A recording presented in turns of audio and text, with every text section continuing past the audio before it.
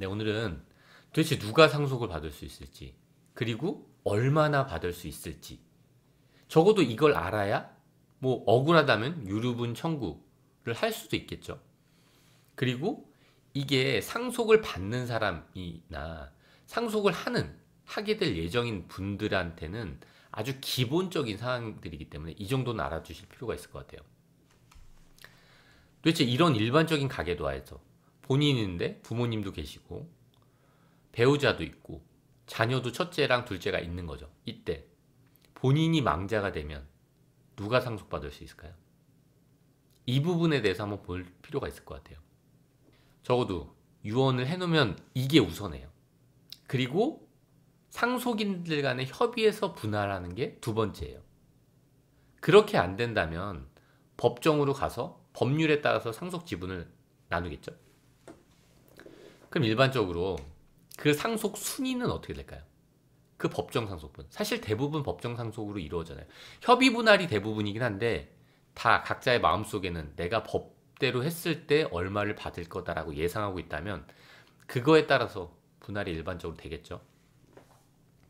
일단 이 상황에서 일반적인 상속 순위예요. 이게 어떤 의미냐면 직계 비속. 내가 만약에 망자가 되면 내 밑에 자녀들이 일단 선순위예요. 이 선순위라는 게 무슨 의미냐면 선순위가 딱 있다는 거는 두 번째로 넘어가지 않는다는 거예요. 그러면 나한테 자녀가 있으면 적어도 아버지한테 부모님들한테 상속이 일어나지 않는다는 거예요. 이게 그런 의미예요. 앞에 선순위가 없다면 그때 형제자매, 나의 형제자매한테 상속이 일어나는 거죠. 그렇게 형제자매도 없다면 그 다음에 사촌 이내 반계 혈족. 흔하진 않겠죠. 이때 뭐 일단 글로 간단히 먼저 보면 이 그룹 안에 있는 사람들은 공동상속인이 되는 거고요. 배우자는 나한테 만약 배우자가 있다면 직계 비속이 있는 상태에서 배우자가 있다면 배우자는 같은 순위로 껴요. 직계 비속과 직계 존속. 나한테 직계 비속이 없어요. 자녀가 없는 상태로 배우자만 있을 때 그럴 때 상속 순위는 위에 선순위. 직계 존속이거든요. 부모님이거든요. 이때도 배우자는 같이 동일한 권한으로 끼는 거예요. 공동상속인으로. 일단 순위만 먼저 보는 거예요. 그리고 같은 순위의 상속인이 여러 명일 때는 촌수가 가까운 게 우선이래요. 그러니까 이게 어떤 의미냐면 내 직계비속이 저한테 만약에 아들이 있는데 그 아들이 또 자녀를 갖고 있는 거죠. 그렇다면 손자들있죠, 저한테.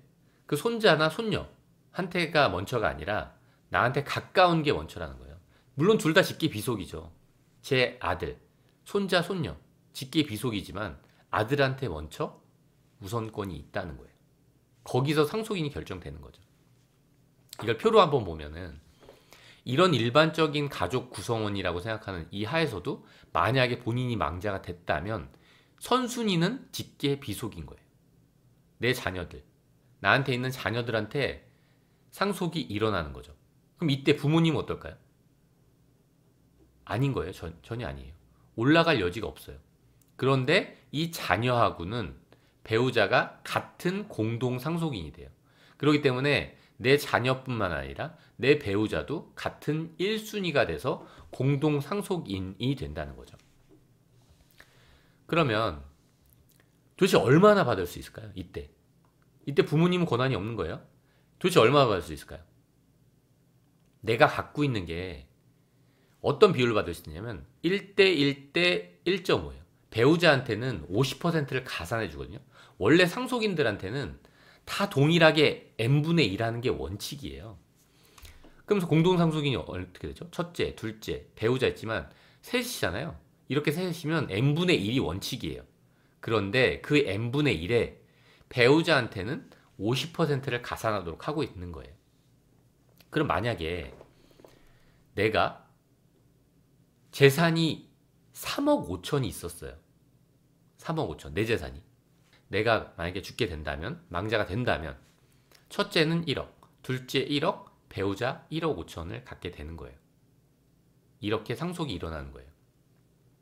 내가 만약에 자녀가 없어요. 자녀가 없이 망자가 된 거예요. 그럼 이럴 땐 어떨까요? 이럴 때는 부모, 부모한테 상속이 일어나는 거예요. 그런데 이때도 어떻죠? 이때도 배우자는 낀다는 거예요.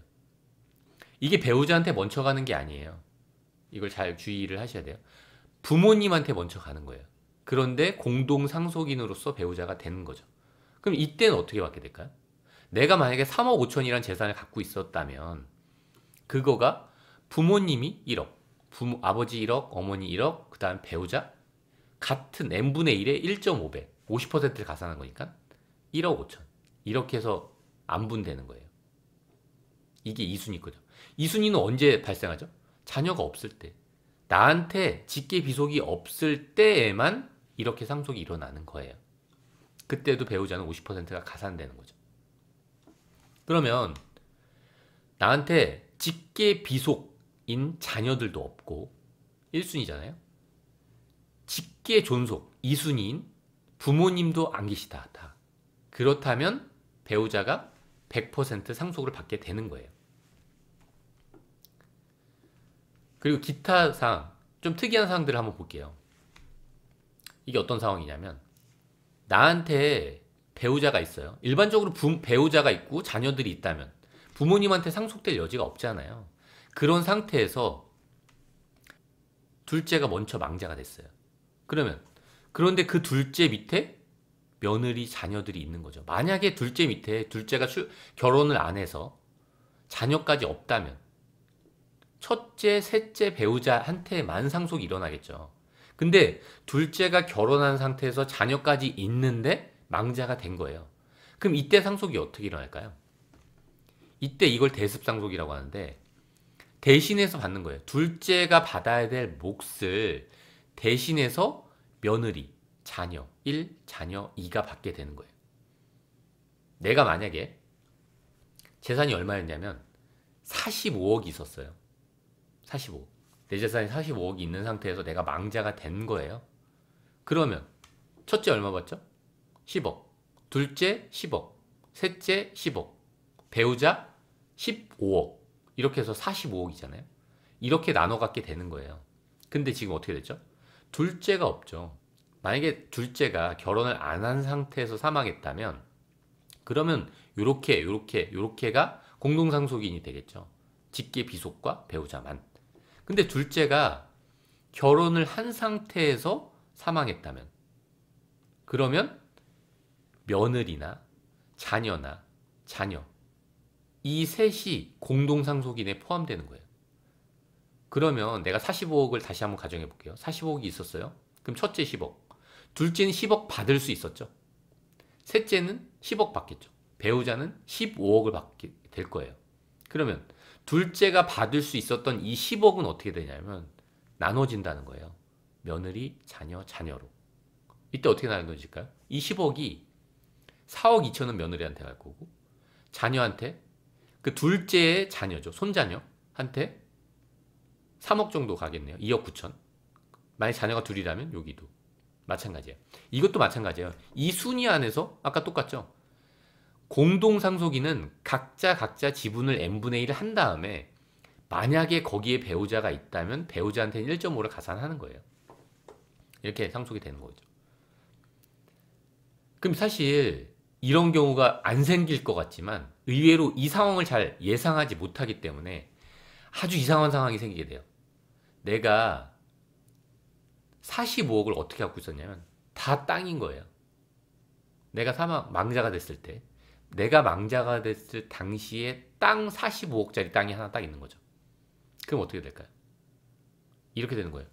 이 땅이랑 집이 하나 이렇게 있어요. 덩그라니. 그럼 이거를 이렇게 나눠 갖게 되겠죠. 공동상속인이. 유언이 없다면 어떻게 될 거예요? 이게 다 상속인들이잖아요. 협의가 될까요? 협의가 안 될걸요? 그러면 결국 협의가 안 되면 어떻게 되죠?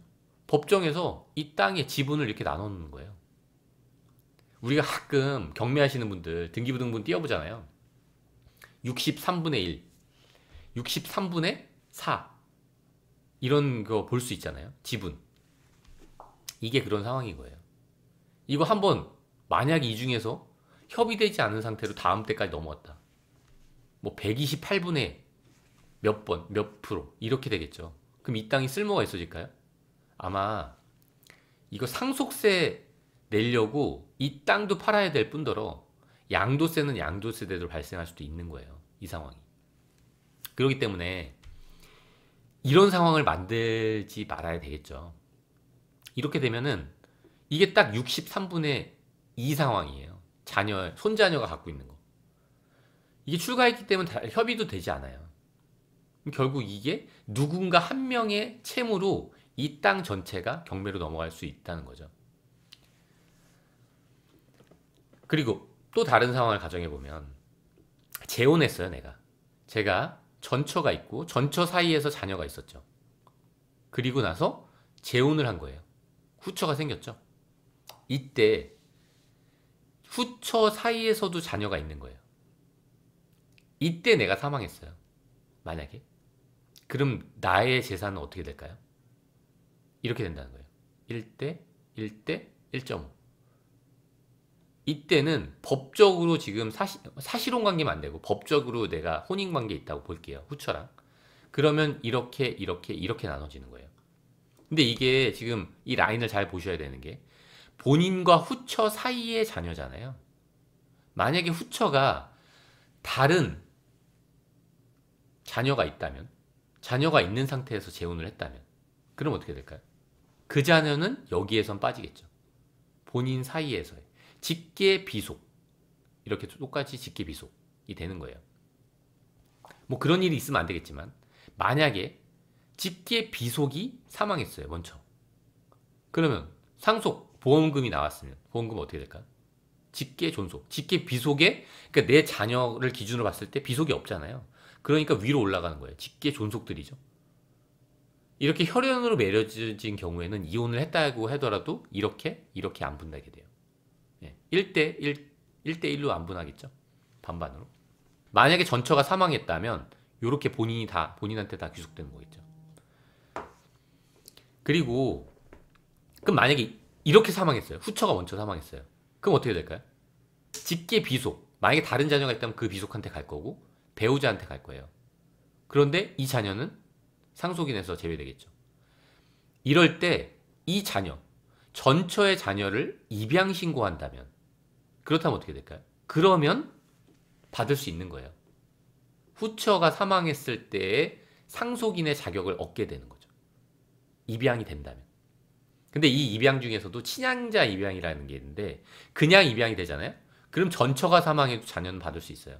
전처가 사망해도 그 상속재산을 받을 수 있는데 친양자 입양이 되면 전처가 사망했을 때 이 전자녀, 전처가 사망했을 때 상속권이 없어져요. 그냥 양자면 전처가 사망했을 때 상속권이 있는 거예요. 그래서 일반적으로 위에서 아까 살펴봤지만 뭐 계모관계라든지 혈족이 아니면 일반적으로는 상속할 수 없어요.